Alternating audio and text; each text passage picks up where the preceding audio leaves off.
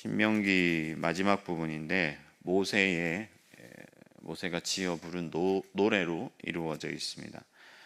이 모세가 신명기 마지막에 노래를 지어 붙인 이유가 무엇일까? 그것은 이 모세 자신의 교훈을, 그러니까 하나님의 말씀을, 그 메시지를 민중화시키기 위함이다. 그러니까 민중화시킨다는 게 이제 고대로부터 그런 방식들을 많이 사용해 왔는데, 민중가요라고 여러분들 들어보셨을 겁니다. 요즘 세대 아이들은 학생들은 잘 모르지만은 한참 민주화 운동하고 이렇게 할 때 노래를 지어가지고 대중에게 알리고, 그래서 대중들이 거기에 참여하도록 하려는 그런 또 힘을 부여하고 또 더 효과적으로 그 운동들을 일으키려는 그런 노력들을 노래를 지어서 했습니다.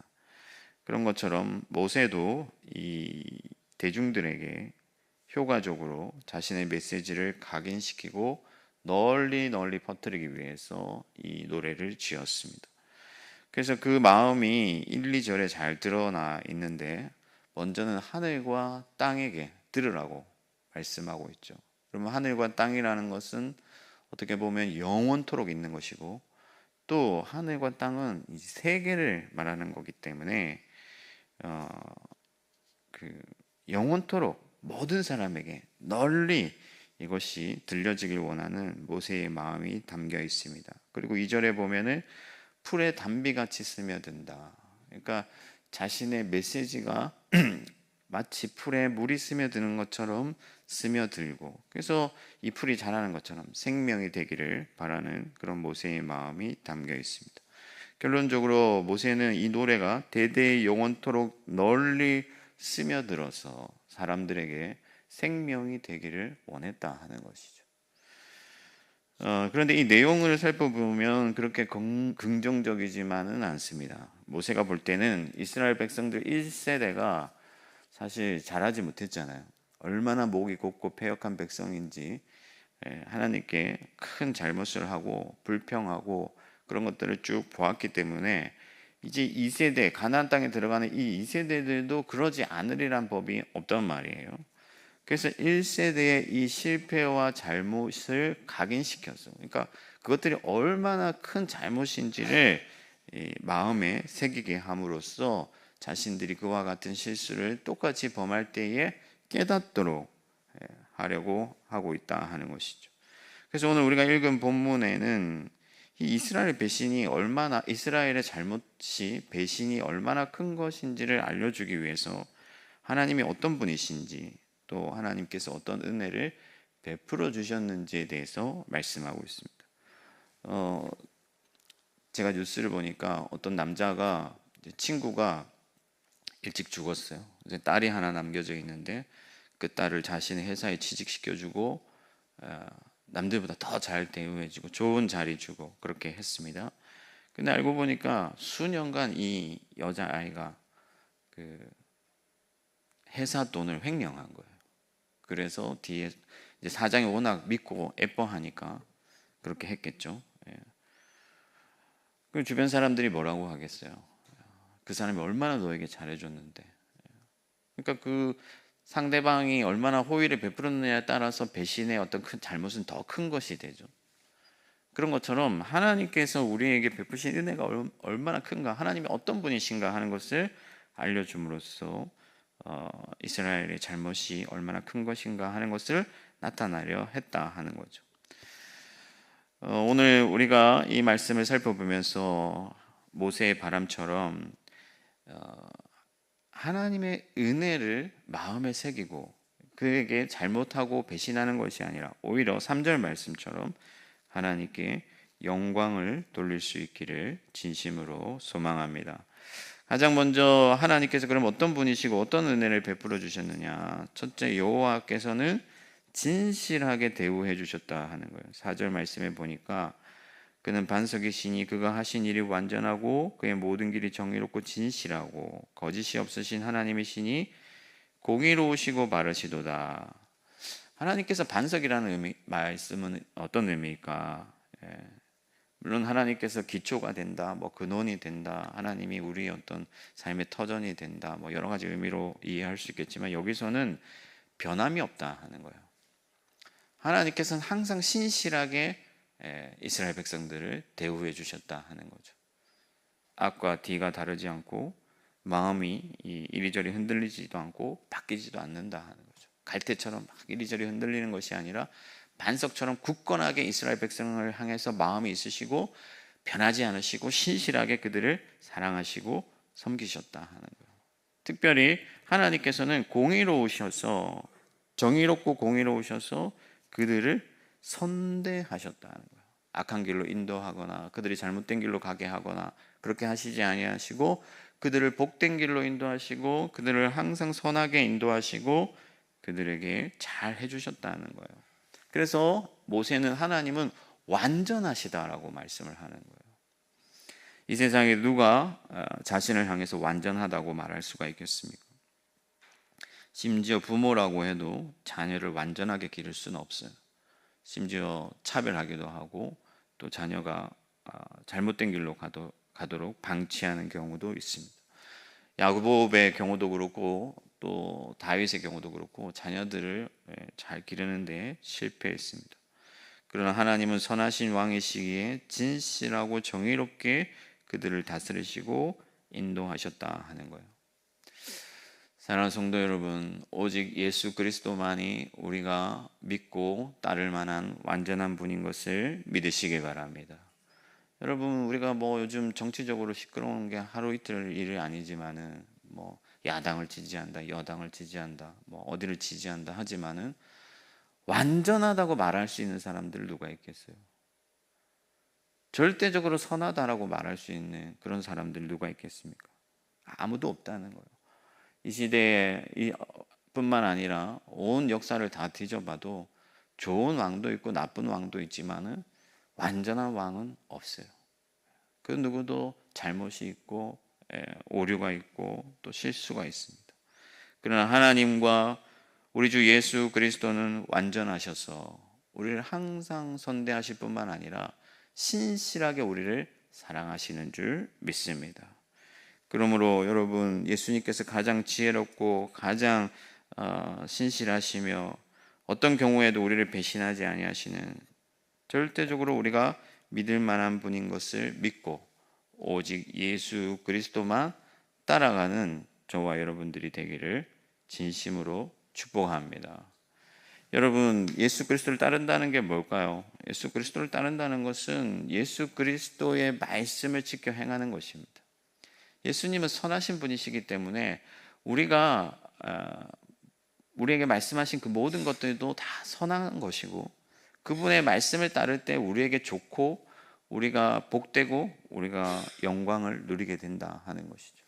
그래서 이 세상에서 살아갈 동안에 여러 가지 교훈들이 있고 이 세상에 가치관이 있고 이 세상에 문화와 분위기가 있지만은 그것을 따라가면은 결국에는 실패하고 넘어지고 또 마침내 마지막 하나님의 심판대 앞에서는 오히려 징계를 받을 수 있겠지만 예수 그리스도께서 우리를 인도하실 때 그 길을 따라간다면은 진정한 평화와 온전한 번영을 누리게 되고 하나님의 영원한 복을 받게 된다 하는 것이죠.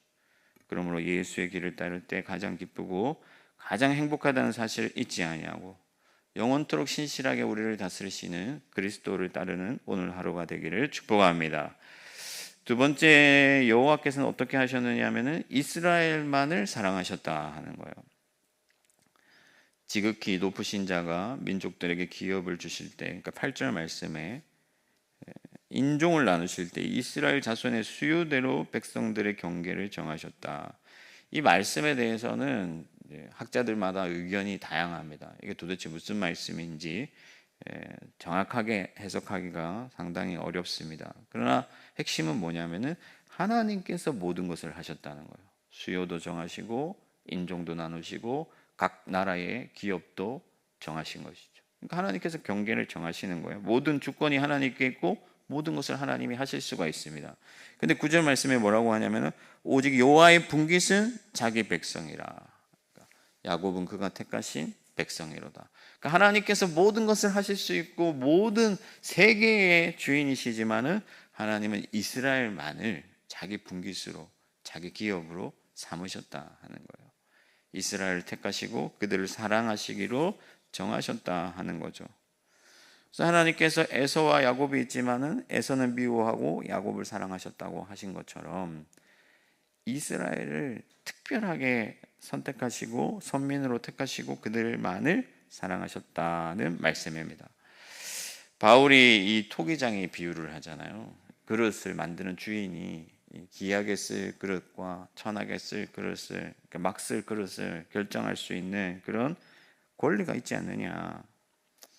하나님께서는 저와 여러분들을 존귀한 하나님의 그릇으로 택하시고 뽑아 불러주시고 우리와 함께 하시는 줄 믿습니다. 에베소서 1장 5절 말씀에 그 기쁘신 뜻대로 우리를 예정하사 예수 그리스도로 말미암아 자기의 아들들이 되게 하셨으니, 그러니까 하나님께서는 창세 전에 이미 여러분들이 태어나기도 전에 여러분들을 알고 계셨고 택하시고 여러분들을 위하여 독생자 예수 그리스도를 주셨다는 거예요. 예수님께서도 아버지께서 내게 주신 자들에 대해서 말씀하셨는데 하나님께서 택한 자들을 위하여서 자기 생명을 내어주셨다 하는 거죠. 그러니까 예수님께서 여러분 세상의 사람들을 위해 죽으신 게 아니라 하나님께서 택하신 저와 여러분들을 위해 죽으셨다는 것을 믿으시길 바랍니다. 예수님은 우리를 위하여 죽으신 거예요. 하나님께서 택하신 자들, 자기가 사랑하는 자들을 위하여 예수님은 자기의 생명을 내어주셨습니다. 그러므로 여러분 우리는 하찮은 존재가 아니에요. 세상에 볼 때는 여러분들 자신을 세상의 기준으로 평가하고 세상의 시선으로 바라보면 낙담할 수 있고 또 좌절할 수 있고 또 실망할 수 있겠지만은 하나님의 시선에서 볼 때는 하나님께서 창세전에 택하여 구별하여 부르시고 하나님의 존귀한 자로 삼으시고 예수 그리스도로 말미암아 하나님의 거룩한 자녀가 되게 하시고 하나님의 영광과 권세를 주시고 하나님의 나라의 유산을 이을 자로 위대한 하나님의 상속자로 세우셨다 하는 거예요. 그 사실을 온전히 믿으시기 바랍니다. 그럼 우리가 이 땅에서 살아갈 때에 여러분 어떻게 되겠습니까? 세상의 시선에 짓눌려서 그렇게 비루하게 살아가는 것이 아니라 가난하여도 혹은 가진 게 없어도 혹은 좀 잘나지 못해도 하나님께서 나와 함께 하심을 믿으면서 하나님의 존귀한 자녀로서 당당하게 세상에 타협하지 아니하고 불의를 따르지 아니하고 오직 하나님의 자녀로서 합당한 그런 삶을 살아가게 될 줄 믿습니다. 그러므로 모세가 말한 것처럼 하나님이 얼마나 여러분들을 사랑하셨는지를 늘 기억하고 하나님의 은혜에 감사하면서 자기 자신을 소중히 여기고 하나님께서 주신 이 인생을 하나님의 자녀로 합당하게 살아가는 저와 여러분들 되기를 축복합니다. 마지막 세 번째, 여호와께서는 부족함이 없게 하셨다는 거예요. 10절 이후로는 하나님께서 이스라엘 백성들을 어떻게 양육하셨는지가 쭉 나타나는데 하나님은 이스라엘의 친부모가 되어주셨습니다. 그들을 낳으셨을 뿐만 아니라 그들을 길러주셨어요. 하나님께서는 그들을 위험으로부터 지켜주셨습니다. 광야라는 곳이 노출되어 있는 곳이잖아요, 여러분. 광야라는 곳은 피할 곳이 없잖아요. 그러나 하나님께서 이스라엘 백성들을 지키고 보호해 주셨기 때문에 그들이 무사히 가나안까지 도착할 수가 있었던 것이죠. 우리의 인생길도 마찬가지입니다, 여러분. 이 인생이라는 게 여러분들 물론 집도 있고 뭐 어떤 분들은 약간의 여유가 있을지도 모르겠지만은 항상 위험이 도사리고 있어요. 어떤 순간 어디에서 우리가 위험을 마주하고 또 심지어 생명까지 위태로운 그런 길에 나아가게 될 줄 모릅니다. 그러나 하나님께서 우리를 항상 눈동자같이 지키시고 보호하시기 때문에 오늘 하루도 우리가 살아갈 수가 있는 것이죠. 그리고 하나님께서는 마치 독수리가 그 어린 새끼를 기르는 것처럼 이스라엘을 자라게 하셨어요. 성장시키셨어요. 그래서 독수리가 그 자기 둥지를 흩트려서 새끼를 떨어뜨리고 새끼가 이렇게 잘 날지 못하면 그 날개로 떠받쳐서 그렇게 독수리로 자라가게 하는 것처럼 하나님께서 이스라엘 백성들을 길러 주셨다는 거예요. 그리고 그들이 어디로 가야 할지, 무엇을 해야 할지 알게 하시고 그들을 인도하셨습니다. 그리고 또 하나님께서 그들을 먹이셨는데 그냥 죽지 않을 만큼만 먹인 게 아니라 좋은 것을 음미하게 하시고 맛보게 하시고 먹는 기쁨을 또한 누리게 하셨습니다. 그것을 여러분 어디서 먹이셨냐면 광야에서 그렇게 하신 거예요. 그러니까 먹을 것이 없잖아요. 거기서 하나님께서 그런 것들을 먹이셨다 하는 겁니다. 시인은 여호와는 나의 목자시니 내게 부족함이 없으리로다 그렇게 고백했습니다. 여러분 모세가 지금 말하고 있는 게 그거예요. 하나님께서 너희를 부족하게 대우하지 않았다 하는 거예요. 최선을 다해서 양육하시고 모든 위험으로부터 지키셨고 먹이셨고 입히셨고 인도하셨고 자라게 하셨다는 거예요. 사랑하는 성도 여러분, 예수님이 우리의 목자가 되어주시니 우리에게 부족함이 없는 줄 믿습니다. 여러분들을 거룩한 하나님의 사람으로 불러주시고 때를 따라 하나님의 말씀으로 먹이시고 사단의 큰 공격으로부터 여러분들을 지키시며 죄의 권세에서 여러분들을 보호하여 주시는 분이십니다.